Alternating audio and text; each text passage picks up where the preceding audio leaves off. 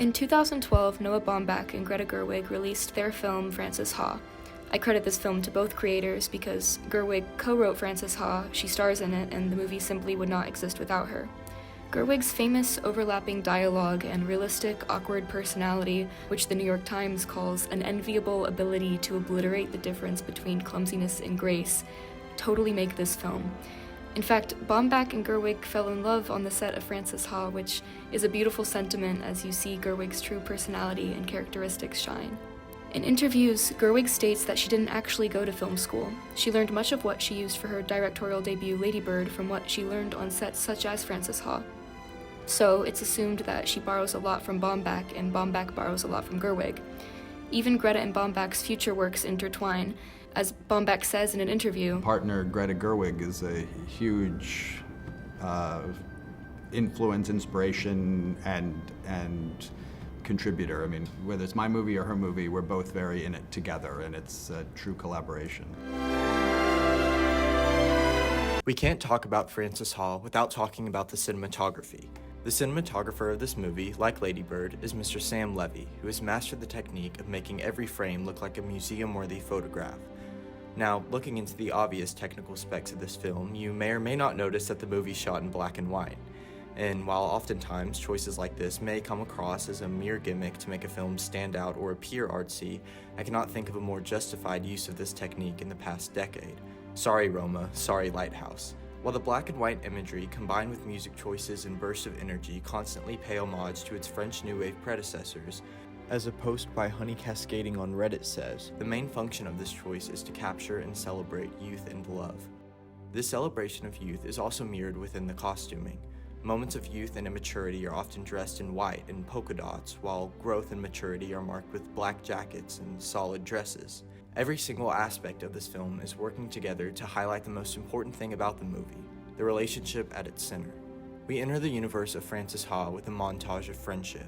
Through Frances and Sophie's conversation, shared ambition, and honesty, we're able to quickly understand that they're soulmates, a perfect pair. However, the two young women start to face challenges outside of their control.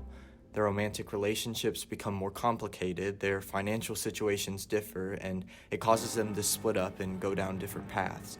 So, as an audience, we're left watching a movie about a woman struggling on her own, longing for the comfort of a relationship that is completely inaccessible at the moment. We want something that isn't there. This issue is not only addressed through Frances's failed interactions with Sophie. Come on, get your stuff. I'm going. You fucking sit down. But also through the music. When Frances is in New York, her life is accompanied with beautiful strings and piano by French composer Georges Delerue.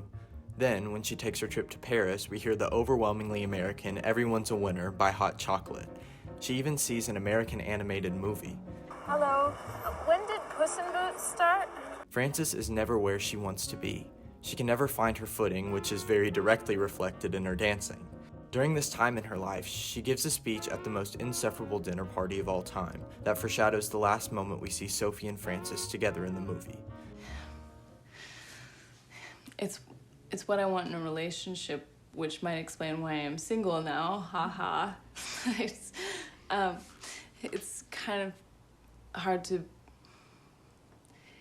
It's that thing when you're with someone and you love them and they know it and they love you and you know it, but it's a party and you're both talking to other people and you're laughing and shining and you look across the room and catch each other's eyes, but not because you're possessive or it's precisely sexual, but because that is your person in this life.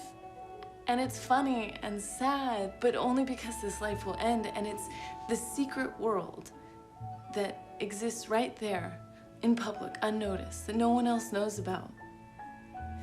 It's sort of like how they say that other dimensions exist all around us, but we don't have the ability to perceive them. That's what I want out of a relationship. While this moment shows us how deep and beautiful Frances and Sophie's relationship is, there's a scene earlier in the film that marks the relationship's final form. After Sophie and Frances spend the night together in the dorm where, once again, Sophie tells her to take her socks off in bed, Frances wakes up to a note from Sophie, telling her that she left with Patch. Frances quickly runs outside, screaming in an attempt to get Sophie to come back, but it's too late. She watches the car leave for a second, then she looks down. She's barefoot. The relationship, as it was, is over. That chapter of her life is done, but that doesn't mean it didn't happen. She's learned. She's grown. From this moment on, she's independent. The movie itself is a unique coming-of-age film that takes place in a person's life where we don't typically think people can still come of age. We typically think coming-of-age films exhibit the last strips of adolescence, like in Edge of 17, or simply even Lady Bird, where the protagonists officially enter adulthood. But what happens after that? What happens when you look older but you don't have your shit together? I watched Greta Gerwig's Lady Bird at a time in my life where I related to the turbulence of being 17, wanting so badly to have adult experiences and go out into the world, while being stuck in this infinite before of senior year. I saw Lady Bird as a guide to my life at that point. I could see her experience things that I was about to experience, from college decisions to her first heartbreak. In this way, Frances Ha serves as a Lady Bird sequel and confirms the idea that you never really grow up. Sure, you move into different life seasons, but there's always another journey to take. Now I look at Frances Ha as that next step. That step post-college and pre-life where you have to officially decide to be independent and what that means. Do you compromise happiness for your dreams or your dreams for happiness? In an early screening, Chris Rock calls Frances Ha a full meal where you actually want to do something afterward. I think that's a beautiful way of summing up how this movie makes you feel. It's subtly inspirational. Even if the protagonist didn't get what she wanted, she got what she needed. And that feels just right.